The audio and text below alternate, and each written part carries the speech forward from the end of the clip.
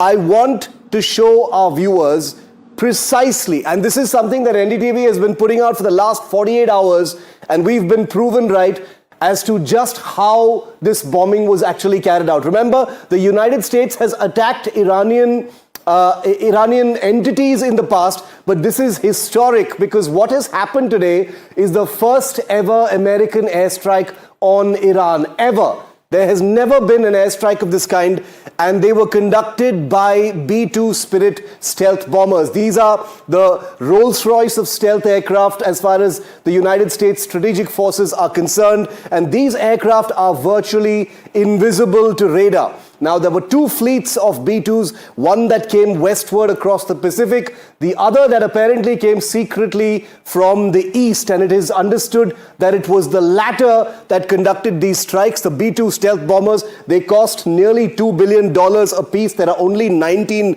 in existence. They have very, very reduced radar signatures, which would anyway not be compromised because the Iran air defenses have been sufficiently weakened already. What they used was this weapon, which is one of the most powerful, most aggressive non-nuclear weapons. This is what fell from packs of B-2 bombers flying over Iran. It's called the GBU-57. It's a massive ordnance penetrator. It's almost 20 feet long. It doesn't look very big in this image, but this is what Trump's B-2s actually dropped. It's a precision-guided bunker buster bomb. And in just a moment, I'm going to show you precisely what it did for sure to the Fordo nuclear facility. It weighs about 30,000 pounds. It's the biggest non-nuclear weapon ever built. It has a width of about 31 inches, but just look at the length. It's 20 feet long. It doesn't look very big in that image. So this bomb, called the GBU-57, was dropped from a B-2. We do know that at least 2 B-2s per site were actually used from a height. These bombs are dropped. They drop under gravity at extreme velocity using different kinds of navigation and targeting.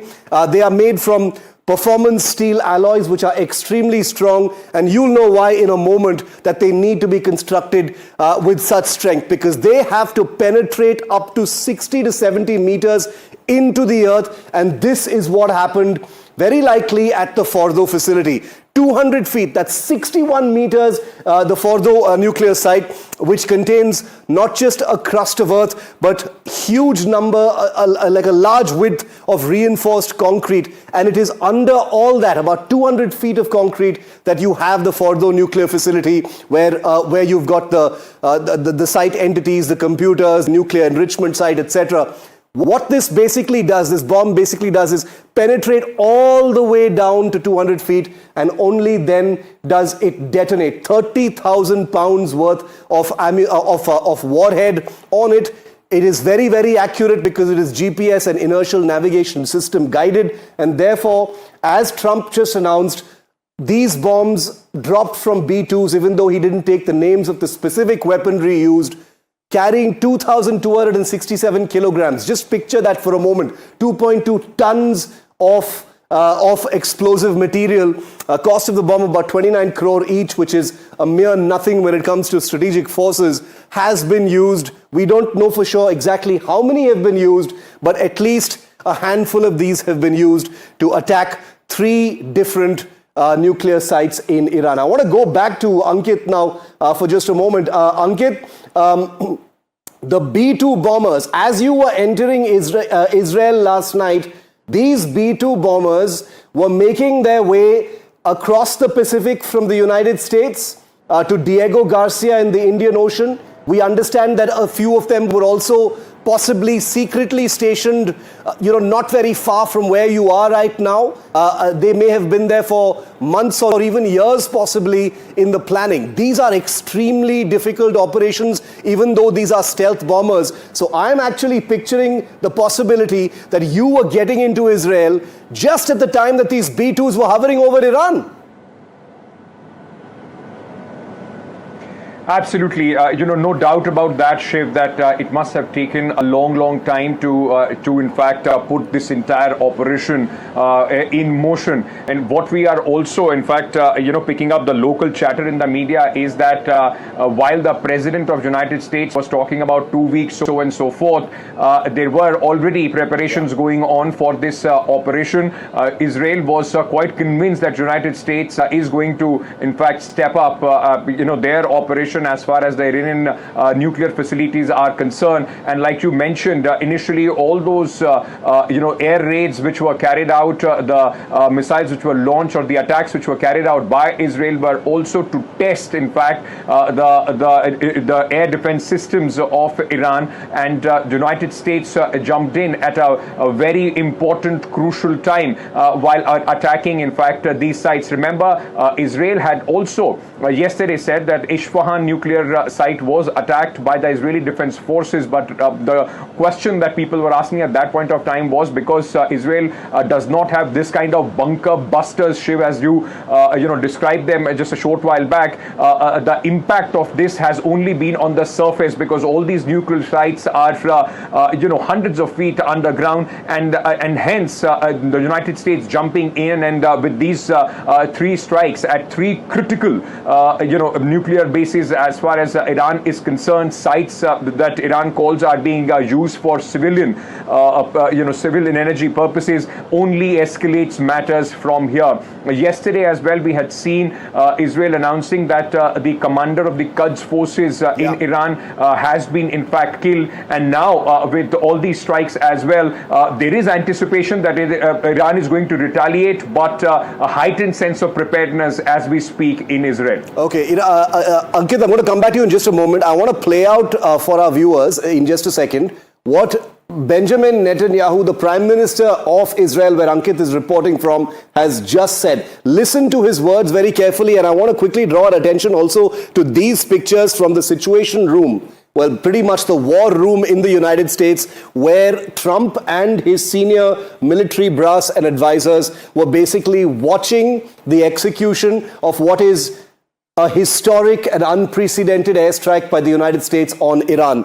Hopefully, we'll get some screens of what they were looking at later in the day. But these are publicly released pictures by the White House of President Trump and his top team watching the bombing of Iran. Now, here's Benjamin Netanyahu, the Prime Minister of Israel. Listen to his words very carefully. Congratulations, President Trump. Your bold decision to target Iran's nuclear facilities with the awesome and righteous might of the United States will change history. In Operation Rising Lion, Israel has done truly amazing things. But in tonight's action against Iran's nuclear facilities, America has been truly unsurpassed. It has done what no other country on earth could do. History will record that President Trump acted to deny the world's most dangerous regime the world's most dangerous weapons. His leadership today has created a pivot of history that can help lead the Middle East and beyond to a future of prosperity and peace. President Trump and I often say, peace through strength. First comes strength, then comes peace. And tonight, President Trump and the United States acted with a lot of strength. President Trump, I thank you. The people of Israel thank you. The forces of civilization thank you. God bless America. God bless Israel. And may God bless our unshakable alliance, our unbreakable faith.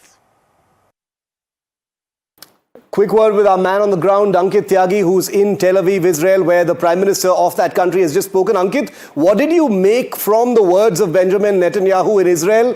One often has to read between the lines to decode what the next steps and intent might actually be. How did that seem to you? Because right now the big question is what that triangle is going to look like. Is Israel going to come under attack from Iran directly, or is Iran going to, target United States units? How did it seem to you? Well, Shiv, Iran has already been threatening that if United States jumps into this conflict, then of course United States assets in Middle East will be fair game as far as the Israeli, defense forces, the Iranian defense forces are concerned.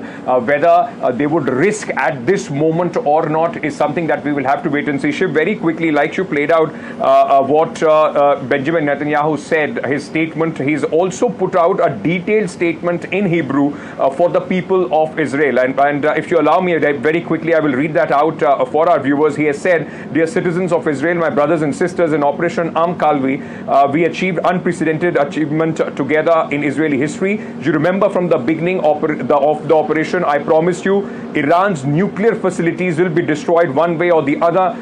This promise was fulfilled." So largely, he's telling the people of Israel that the objective of the current operation at this moment has been achieved, with United States, in fact, bombing the 3 facilities in Iran. He also goes on to say a short time ago, in full coordination between me and President Trump, and in full operational coordination between IDF and United States military. All right, Shiv, as we speak, I can see some military helicopters already on the skyline of Tehran, just Tel Aviv, just behind me. A couple of military helicopters, hovering around. He has also, in fact, he goes on to say that I congratulate the people of Israel. And he says, in my name and on behalf of the people of citizens of Israel, on behalf of entire Jewish people, I thank President Trump from the bottom of my heart. We stand together, we fight together, and with God's help, we win together. So basically, in fact, going on to suggest and tell the people here in Tel Aviv and Israel that the objective of this mission was to destroy the nuclear facilities, and United States and Israel has in fact done that with those strikes on 3 nuclear facilities of Iran. Now, everything that happens is only a defensive mechanism, is only retaliatory in nature. At least the objective which Israel set out for has been achieved as far as the president of Israel is concerned, Shiv. Okay, Ankit, I'm going to let you go for the moment, but we'll get you back in just a second. Remember that the suspense over what Iran's next move is going to be